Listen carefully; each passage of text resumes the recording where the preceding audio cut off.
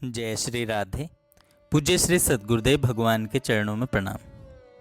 कल्याण पत्रिका से श्री नाम संकीर्तन की महिमा। लेखक श्री आचार्य मदन मोहन जी गोस्वामी, भागवत रत्न वृंदावन से। ये कहते हैं, कलयुग में नाम कीर्तन से ही जीव का कल्याण हो सकता है। ऐसा सरल अन्य उपाय नहीं है। इसी से कहा गया है, हरिर नाम हरिर नाम एव केवलम कलौ नास्तेव नास्तेव नास्तेव गतिरन्यथा। इससे सिद्ध होता है कि श्री कृष्ण नाम कीर्तन से बढ़कर पापों को दूर करने वाला अन्य उपाय नहीं है। यह बात शास्त्र सिद्ध है।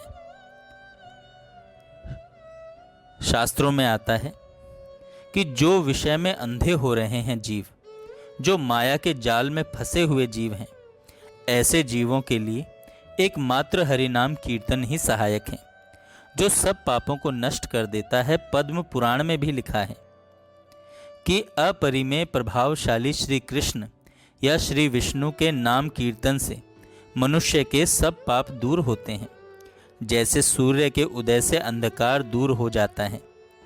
हे द्विजोत्तम, मनुष्य मात्र का आनंददायक, संपूर्ण पापों का विनाशक हरि कीर्तन को छोड़कर कलयुग में दूसरा प्रायश्चित नहीं है।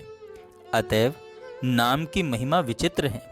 नाम कीर्तन करने वालों की विचित्र अवस्था होती है। इसका लक्षण श्री भागवत में वर्णित है। ऋषभ नंदन कवि जनक राजा से कहते हैं कि जो मनुष्य हरि के नाम कीर्तन को ही अपने संपूर्ण जीवन का प्रधान उद्देश्य बना लेता है, उसके हृदय में अनुराग उत्पन्न होता है। वह हृदय द्रवीभूत हो जाता है। कभी हंसता है, कभी रोता है, कभी चिल्लाता है, कभी नाचता है। उसको बाह्य ज्ञान नहीं रहता।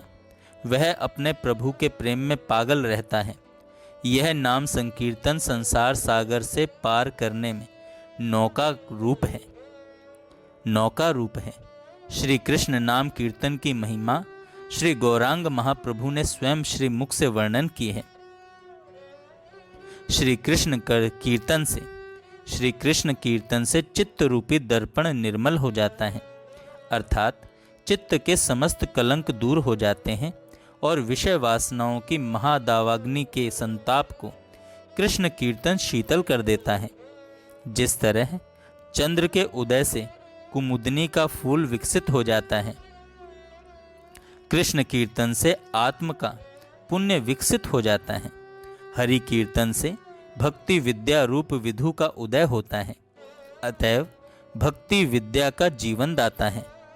आनंद समुद्र का बढ़ाने वाला है। प्रत्येक पद पद में प्रणामृत का स्वाद देने वाला है, अर्थात प्रत्येक वर्ण अमृतमय सुख से परिपूर्ण है। समस्त जगत की आत्मा को नाम प्रेम में डुबाने वाला श्री कृष्ण कीर्तन सर्वोत्कर्ष से विराजता है।